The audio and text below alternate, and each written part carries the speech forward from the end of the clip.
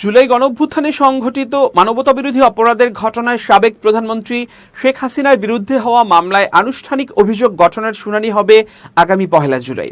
মঙ্গলবার বিচারপতি মোহাম্মদ গোলাম মর্তুজা মজুমদারের নেতৃত্বাধীন 3 সদস্যের আন্তর্জাতিক অপরাধ ট্রাইব্যুনাল এই আদেশ দেন।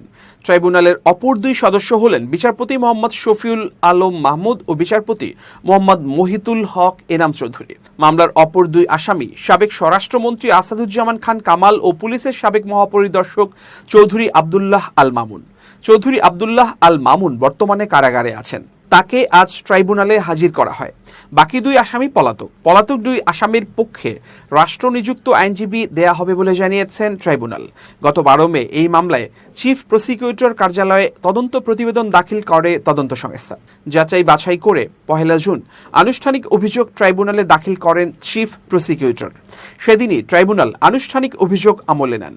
পলাতক শেখ হাসিনা ও আসাদুজ্জামান খানকে আত্মসমর্পণ করতে 16 জুন সংবাদপত্রে বিজ্ঞপ্তি প্রকাশের নির্দেশ দেন ট্রাইব্যুনাল। পরদিন সেই বিজ্ঞপ্তি প্রকাশিত হয় 2টি সংবাদপত্রে, তবে তারা আত্মসমর্পণ করেননি।